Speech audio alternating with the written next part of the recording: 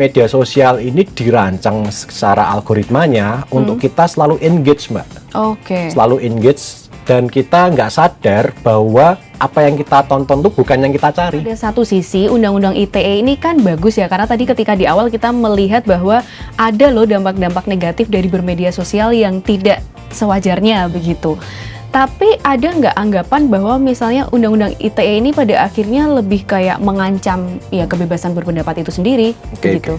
Melihat ruang media sosial kita itu bukan tempat yang ideal dalam tanda kutip untuk berekspresi secara bebas. Bukan sebebas-bebasnya ya, tetap ada koridor-koridor yang harus dipatuhi. Nah, koridor ini yang sebenarnya sedang mereka tanyakan.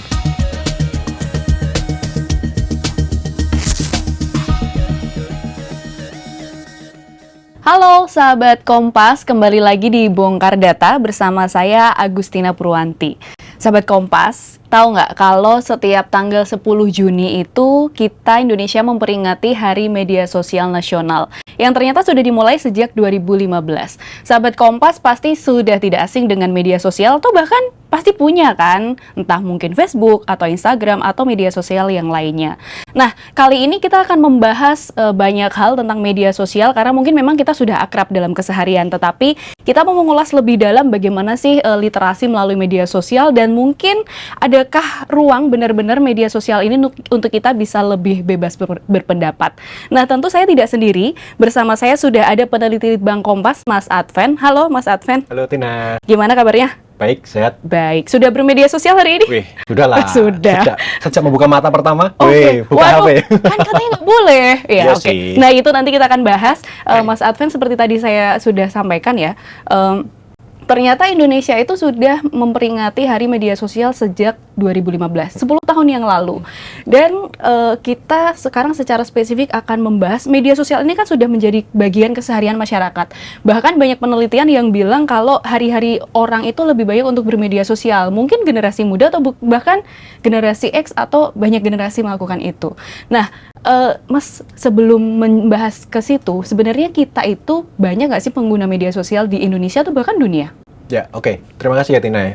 Kita obrolannya menarik nih, karena kan media sosial itu menjadi satu hal yang udah nggak bisa terpisahkan lagi dari keseharian kita, terutama ketika adanya internet, ya kan? Jadi satu syarat kita bisa bermedia sosial adalah kita punya akses internet. Nah, kalau dari data We Are Social di Indonesia itu sudah 75% penetrasi internet yang lancar ya, di Indonesia ya. Banyak juga ya. Banyak juga 75%. Ini kan artinya nggak hanya orang perkotaan, orang perdesaan, bahkan daerah 3T, terluar, tertinggal dan sebagainya itu udah punya akses yang cukup baik. Nah, di sini dampaknya adalah orang yang bisa mengakses media sosial makin banyak kan. Nah, kalau dari We Are Social juga itu setidaknya udah 50% lah. 50% masyarakat Indonesia yang sudah punya media sosial. Catatannya ini adalah yang rata-rata sekitar 17 tahun yang terdata ya. Artinya sebenarnya angkanya bisa lebih besar dari itu. Karena kan ada yang anak-anak sudah punya gitu kan. Tapi akunnya orang tuanya mungkin ya. Atau bahkan bayi baru lahir udah punya akun kayak gitu kan. Nah, nggak kayak itu dulu ya kan. Nah, itu sih Mbak. Oke, itu seiring dengan memang penetrasi internet juga makin meluas tadi sampai ke daerah-daerah terpinggir. Daerah pinggiran begitu ya, sehingga penetrasi media sosial juga sangat banyak begitu.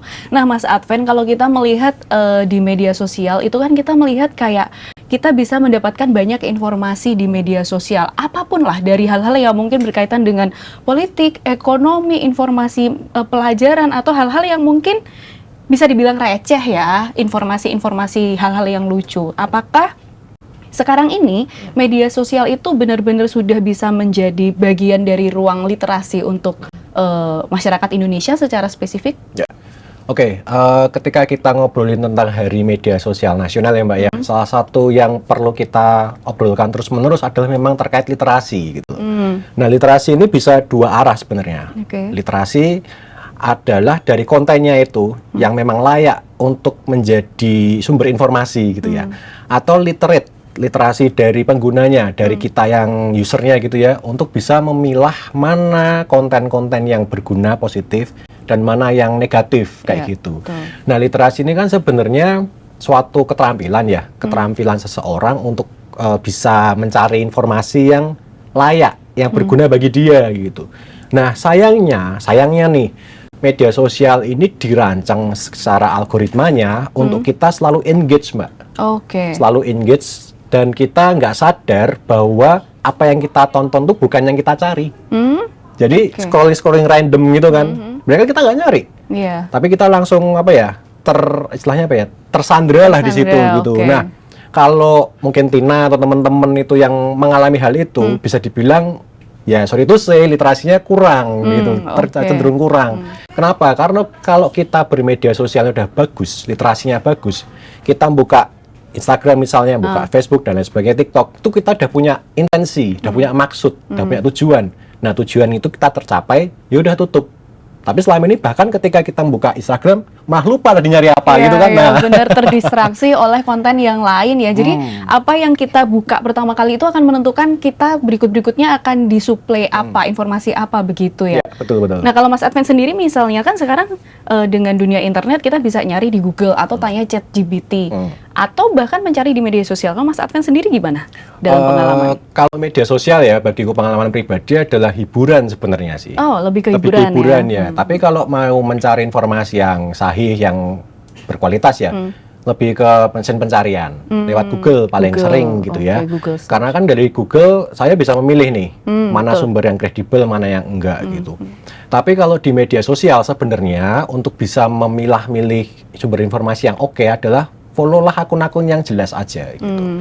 Misalnya follow Harian Kompas gitu ya. Promosi. Itu benar. Nah, itu benar ya, kan atau Perlu media-media mainstream yang lain itu yang Iya, bertanggung iya, jawab terhadap sumber-sumbernya gitu. Iya, betul. Tapi kalau emang niatnya buat hiburan, ya nggak apa-apa. Follow misalnya pesohor, artis, dan sebagainya, atau seniman gitu-gitu kan.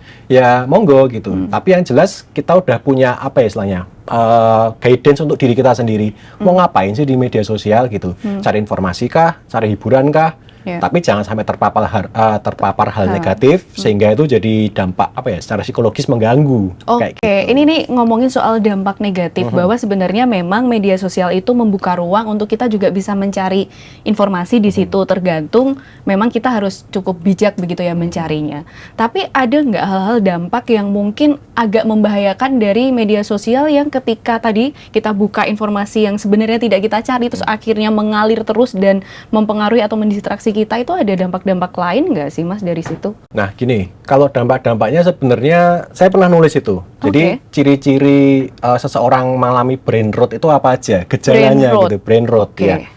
Jadi brain rot ini kan suatu istilah yang populer tahun lalu ya, mulai tahun lalu 2024 begitu.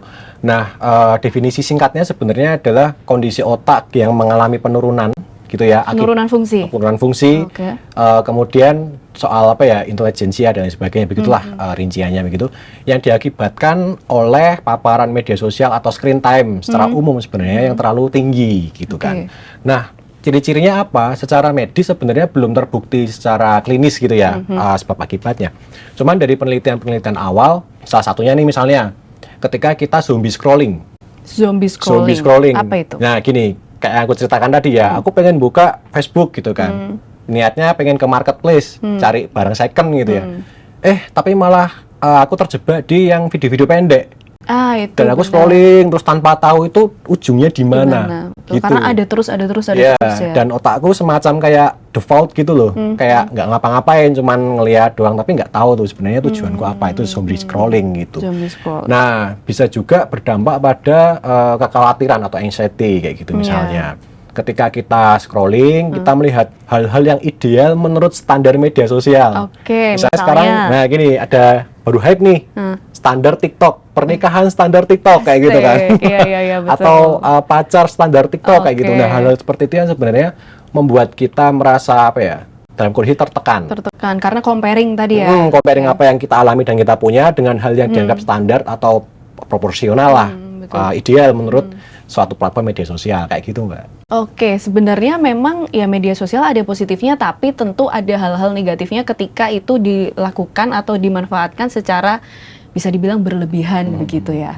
Menarik, tapi Mas Adven, saya mau begini, kalau di media sosial tadi kan akhirnya banyak informasi yang mungkin sebenarnya kita nggak cari, tapi ada. Berarti kan memang media sosial juga memberi ruang untuk siapapun bisa feeding apa sih yang mau di-share di media sosial, begitu kan. Apakah kita bisa melihat bahwa ini sebenarnya juga bentuk dari orang tuh bebas untuk ngapain, atau bahkan termasuk bagian dari ruang untuk kebebasan berpendapat di media sosial? Nah, menarik nih kata kuncinya nih, kebebasan berpendapat di media sosial.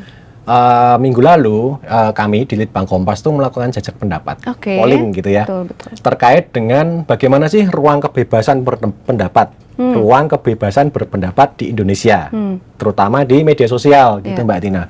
Dan temuannya cukup menarik, bahwa kan belakangan ini ada beberapa kasus yang mana munculnya dari media sosial.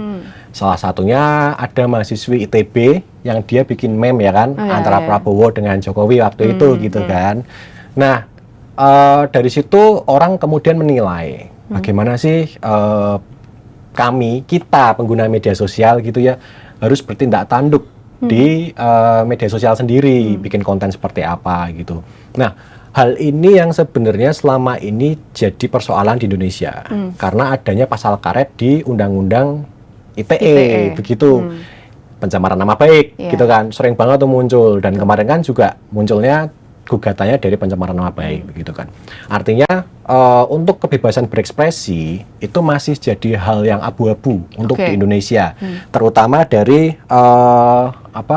pendapat dari responden yang kami tanyain mau jajak pendapat. Jadi datanya gini Mbak Tina, ketika ditanya tentang bagaimana sih kondisi terkait ruang berpendapat di media sosial saat ini di Indonesia gitu kan, ruang berekspresi gitu ya, ruang berekspresi. Jadi 45% itu ngomong bahwa mereka bebas tapi tidak aman. Bebas tapi tidak aman. Nah, tidak amannya itu takut dipolisikan. Oh, nah itu jadi kayak bebas tapi tanda bintang kayak gitu. Bebas tanda bintang. Ya, berarti kan sebenarnya ada ketakutan ya, merasa bebas tapi ada ketakutan. Jadi nggak sepenuhnya aman dong. Nggak sepenuhnya mereka merasa aman gitu ya. Terus yang kedua, yang 25% ya, sekitar seperempatnya itu merasa tidak bebas dan tidak aman. Nah, dari sini kita sebenarnya bisa menilai bahwa publik melihat ruang media sosial kita itu bukan tempat yang ideal dalam tanda kutip untuk berekspresi secara bebas. Bukan sebebas-bebasnya ya, tetap ada koridor-koridor yang harus dipatuhi. Nah, koridor ini yang sebenarnya sedang mereka tanyakan. Do and don'ts. Boleh dan nggak boleh di media sosial itu seperti apa? Mana yang kritik, mana yang mencemaran nama baik, mana yang ofensif, mana yang ya satir misalnya kayak gitu. Nah, hal-hal abu-abu seperti itu Mbak yang di media sosial kita belum ada rambu-rambunya. Gitu. Tapi tentu ada dong yang bilang merasa sudah aman begitu dari media sosial. Yang bebas dan aman cuma 21%. Oh, cukup Jadi sedikit kalau dari 10 orang ya 2 orang doang gitu. Yang lainnya merasa kalau ya tadi ya aman tapi tanda bintang atau sama sekali nggak aman gitu. Nah, tapi apa yang membuat publik itu akhirnya bisa dibilang sebagian besar ya tadi, karena hanya 2 dari 10 yang bilang bahwa itu sudah cukup aman dan memberi kebebasan. Apa yang membuat mereka itu cenderung merasa kurang bebas dan kurang aman, Mas Adven? Tertangkap juga nggak dari hasil jajak pendapat itu? Apa yang membuat mereka tidak nyaman ya, sebenarnya tadi sudah saya ceritakan, yaitu kondisi terkini dari landscape media sosial kita, politik kita, sosial kita begitu. Ketika seseorang melontarkan kritik dalam bentuk apapun ya, apakah meme, apakah ujaran dan sebagainya begitu, ada kemungkinan mereka dilaporkan begitu. Karena gini Mbak Tina, UU ITE ini adalah delik pelaporan. Jadi ketika ada hal yang keliru atau dianggap keliru gitu ya secara masyarakat umum, tapi nggak ada yang laporin, itu nggak jadi masalah gitu loh. Sebaliknya, kalau bagi masyarakat umum itu nggak apa-apa, tapi ada yang melaporkan, itu malah jadi salah kayak gitu. Hal-hal semacam ini, ketidakpastian ini yang membuat orang-orang publik responden kita itu tuh menjadi menganggap bahwa ya nggak aman, belum aman gitu. Mas Adven, tadi kan sebenarnya pada satu sisi Undang-Undang ITE ini kan bagus ya, karena tadi ketika di awal kita melihat bahwa ada loh dampak-dampak negatif dari bermedia sosial yang tidak sewajarnya begitu. Tapi ada nggak anggapan bahwa misalnya Undang-Undang ITE ini pada akhirnya lebih kayak mengancam ya kebebasan berpendapat itu sendiri begitu? Nah, benar. Jadi kemarin memang kami menanyakan satu kasus khusus, yaitu adalah pembuatan meme itu tadi yang oleh mahasiswa ITB. Jawaban dari responden ini menarik. Jadi gini, berkaca dari kasus meme mahasiswa ITB, bagaimana sih undang-undang ITE menurut Anda gitu kan, tanyanya di telepon kan gitu. Dan 46% tuh menganggap bahwa ya itu mengancam kebebasan, tapi hanya sebagian. Jadi 46% itu menganggap bahwa UU ITE ini mengancam kebebasan berpendapat atau berekspresi di media sosial. Tapi sebagian doang ya. Maksudnya responden menganggap bahwa ya tergantung kontennya. Agak terbelah ya dalam hal ini. Iya, dan terbelah dan agak abu-abu sebenarnya. Masih ada keraguan ya, karena tadi nggak ada rambu-rambu yang jelas gitu kan. Inilah akibatnya. Kemudian yang kedua adalah 26% ya, seperempatnya ya, secara tegas bahwa UU ITE terutama yang tentang pencemaran nama baik yang bisa menggugat orang ketika mereka berekspresi di media sosial itu mengancam kebebasan. Oke, memangnya ada spesifiknya disebutkannya seperti apa sih Mas di Undang-Undang ITE itu terkait dengan pasal karet tadi kan Mas Advan sempat pasal menyebutkan karet, gitu. Betul. Nah, kalau di UU ITE sebentar saya cek di sini, intinya adalah begini. Seseorang yang melakukan apa ya istilahnya, merugikan, menyinggung atau membuat nama orang itu tercemar, itu bisa dilaporkan dan ditindak pidana, begitu. Tapi yang dirugikan itu adalah orang, seseorang, begitu ya. Nah, selama ini yang dianggap oleh apa ya penggugat lah istilahnya gitu adalah ya setiap orang yang merasa tersinggung boleh gitu melaporkan. Nah, tapi untungnya kemarin awal Mei kalau tidak keliru ya, MK itu menyatakan bahwa tafsir orang ini nggak bisa lagi sekarang digunakan oleh lembaga. Misalnya nih, pemerintahan, kementerian, bahkan kelompok tertentu. Kelompok tertentu nih? Nah, misalnya nih, kemarin kita flashback berapa tahun lalu ya ketika Ahok kena kasus. Nah, itu kan sebenarnya yang disinggung kelompok tertentu. Nah, itu sekarang udah nggak bisa. Kecuali seperti ini contohnya. Ketika Jokowi, itu kan dituduh ijazahnya palsu, ya kan? Kalau nggak ada yang lapor, ya nggak jadi kasus. Nah, sebenarnya tuduhan Jokowi ijazah palsu ini kan ketika dia masih menjabat dulu ya kan. Tapi kan diam terus ya. Sampai awal tahun kemarin lah, ini belum lama ini ya, dia baru melaporkan. Nah, Jokowi sebagai perseorangan, sebagai individu, sebagai person, itu boleh melaporkan. Tapi ketika dia sebagai pemerintah, lembaga, ya nggak bisa, nggak boleh. Karena memang nama baik person begitu ya tadi ya yang di. Oke. Terima kasih Mas. Itu sebenarnya menarik ya, karena ternyata di ruang media sosial yang kalau kita lihat kayaknya bebas dan cenderung have fun nggak sih sebenarnya kalau kita mengakses media sosial begitu ya, karena kita bisa posting misalnya share pengalaman kita, atau mungkin Mas Advan kan hobi fotografi, bisa share foto di situ. Tetapi ternyata PR dari bermedia sosial itu cukup banyak, karena tadi literasi pun bisa jadi menjadi literasi yang tidak baik kalau pemanfaatannya juga tidak sesuai kebutuhan begitu. Kemudian ternyata ruang aman atau ruang bebas dari media sosial itu juga menurut publik kita ya dari hasil jejak pendapat belum sepenuhnya terjamin begitu. Ada semacam kayak tuntutan atau hal-hal yang diharapkan oleh publik nggak sih terkait dengan situasi ini, Mas Advan? Ya, ada tentu, karena ketika kita polling gitu ya, jajak pendapat pasti menanyakan sebenarnya publik ini maunya apa sih gitu kan, apa sih harapannya gitu.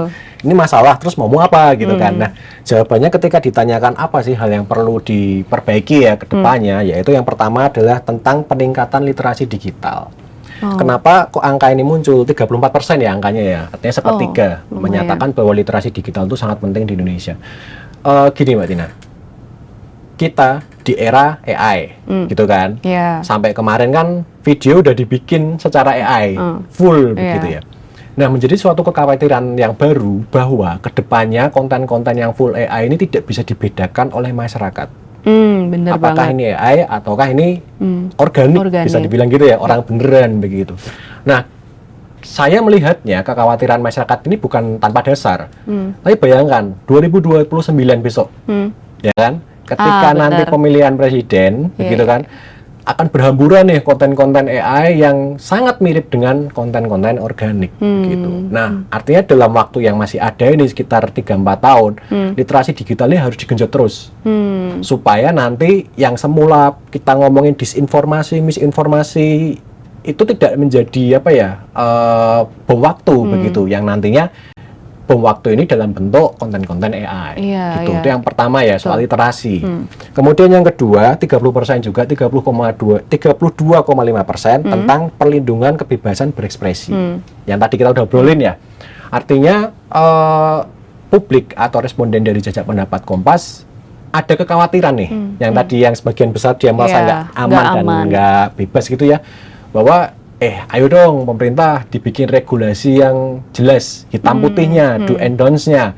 Tadi saya sudah ceritakan bahwa MK sudah mengabulkan sebagian tuntutan terhadap uji materi UU ITE ya, tuntutan sebagian, nggak seluruhnya waktu itu, Iya. yaitu lembaga kelompok kelompok tertentu ya, itu nggak boleh lagi melaporkan tentang pencemaran nama baik. Itu udah hal yang menurutku positif gitu kan. Tapi perlu ditambah juga produk hukum yang real. Yang tadi itu guidance-nya, mana yang satir, mana yang hinaan, mana yang kritik, mana yang apa istilahnya hal-hal yang konstruktif ya kayak gitu. Jadi kita belum punya nih Mbak guidance berperilaku di media sosial untuk masyarakat Indonesia, gampangannya Iya, gitu. iya, Itu dua hal iya. itu yang diharapkan. Benar-benar itu sangat penting ya, karena kan kita melihat generasi kita kan makin kesini makin muda. Nanti di tahun tertentu 2030 bonus demografi yang akan lebih banyak didominasi oleh generasi muda yang berangkat dari sekarang kan. Kalau sekarang ini tidak dibenahi, generasi-generasi yang sudah edik sama media sosial ini kan nanti kedepannya akan seperti apa, itu akan terpengaruh juga ya. Ini menurut saya catatan yang penting, bagaimana pemerintah juga harus ikut andil, dan ini memang kewajiban pemerintah ya untuk bisa terlibat menyediakan kebijakan-kebijakan yang lebih oke untuk membuat media sosial ini bisa lebih bermanfaat sebagaimana mestinya. Menarik sekali Mas Adven, tetapi kita harus sudahi obrolan kita. Analisis ini ada di Harian Kompas, ditulis juga di riset. Ada di Kompas ID hari ini udah tayang. Hari ini berarti tanggal berapa? 9 Juni. 9 Jadi Juni. H-1 sebelum Hari Media Sosial Hari Media Sosial Nasional. Agak Oke. ribet nih. Iya. Dan ini bisa diakses kapanpun ya, meskipun sudah tayang di 9 Juni. Sahabat Kompas bisa kalau mau membaca-baca lebih detail, dan di Harian Kompas juga sudah banyak menyajikan seperti apa dampak positif negatifnya dari media sosial, dan bagaimana media sosial itu juga memberikan ruang kebebasan berpendapat. Thank you sekali Mas Adven untuk ngobrol-ngobrolnya, dan sahabat Kompas tadi sudah disampaikan, sahabat Kompas juga bisa membaca lebih detail tulisan-tulisan dari Harian Kompas dan juga Litbang Kompas di Harian Kompas dan Kompas ID. Dan ingat, meskipun media sosial itu bebas, bisa digunakan oleh siapapun, ini juga memberi refleksi untuk kita semua bahwa kita juga harus lebih bijak dalam bermedia sosial. Jangan sampai tadi ada brain rot yang bisa mempengaruhi pikiran kita, kesehatan kita, dan juga terlebih masa depan kita. Sekian dulu obrolan Bongkar Data kali ini. Sampai berjumpa di episode berikutnya. Terima kasih.